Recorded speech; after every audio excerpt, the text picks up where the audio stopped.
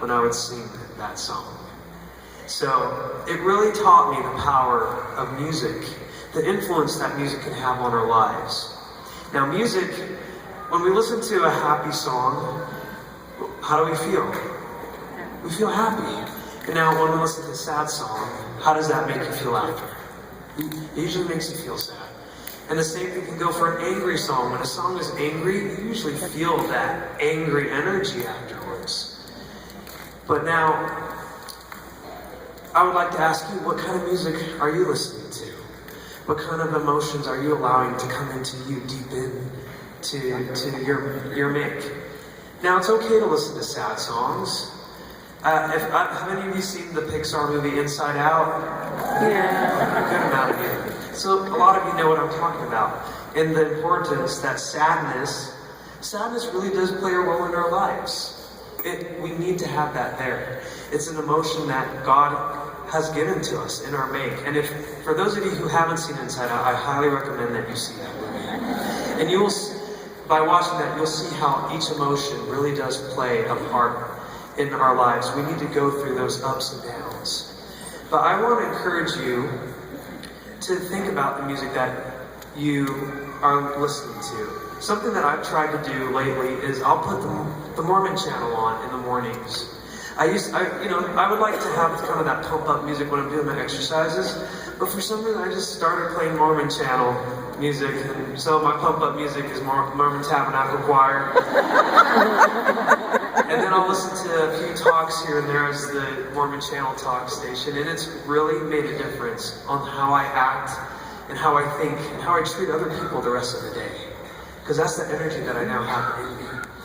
Now, so I'm going to just say one more thing. When a song has the spirit, and it has a spirit in it, what is that going to put into you? What are you going to feel after listening to that song? You're going to feel the spirit. So that's my invitation to you, to use the power of music to your advantage. And they don't always have to be hymns. They can be songs. I love a lot of, I'm going to sing a couple of other ones that, I'm going to get on to the next song here, actually. So I do have one more story, though. And here's one of these thoughts that I had one time on my phone. And this is a thought that makes me think a lot about my sisters. I have 3 sisters. The oldest is married, but one of them is 19. She's on a mission right now in Texas. And then I have a 17-year-old sister. She's still in high school. But this thought is the one I had, and I wrote down, and it said, too many times, women don't know how beautiful they are. Mm-hmm. And I think Sister Whitney Johnson is going to touch on this a little more too. But I've heard my own sisters say that too many times, that they don't think they're beautiful. I see them as they go on social media and look at all these, as they scroll down, and they're saying, oh, this girl's so beautiful, and oh man, she knows how to do her makeup so well, look at her eyelashes, and all these, look how many likes she has on her thing. Man, why can't I have that? Why can't I have this, and why can't I have that? And I must not be beautiful. They're constantly comparing themselves to all these pictures that have been edited, and it's probably their 7th or 8th, or who knows how many time that they took that picture. I see some of y'all out there. So, one more. Oh wait.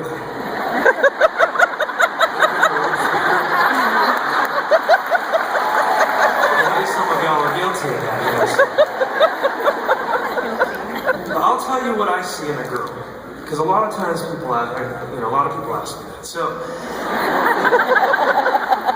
what I see in a girl is a girl stands out when she radiates light. You can see it in her eyes, you can see it in her smile, you can see it in her actions. Now, as I was writing this down in my notes, I thought, well, what is that? What is that light? And then the thought hit me, and it said, they've come to know who they are. We're children of God. They are daughters of God. And when we come to know who we really are as children of God, and what that means, it fills us with light.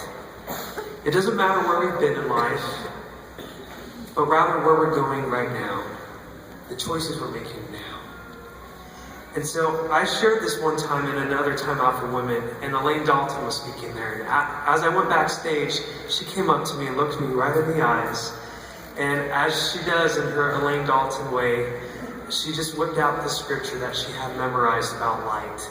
And it's in Doctrine and Covenants, section 50, verse 24. And it says, "That which is of God is light. And he that receiveth light and continueth in God receiveth more light. And that light groweth brighter and brighter until the perfect day." So you may look at yourself and say, well, where's that light in me? I don't see that light in me. I don't see. You're saying that's what makes you beautiful? I don't have either of those things, you know? But if you're feeling that way, I'd say gravitate yourself to others who have light. I think light is something else that's contagious, just like music. And if you feel you only have a small light, let what you have shine. Come as you are, give what you can. For as you shine your little light, I think there's like a little thing that is revealed in another Doctrine and Covenants section 88, verse 40. And it says, "Light cleaveth unto light." And what I get from that light cleaveth unto light, is that beauty can increase. It can grow and it can develop. So take courage in that, and take hope in that.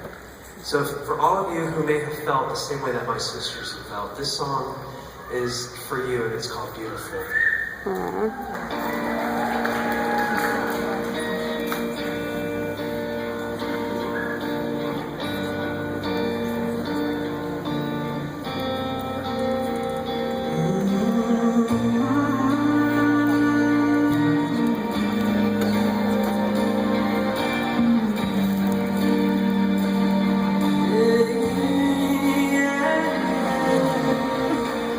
Every day is so wonderful. Suddenly, it's hard to breathe.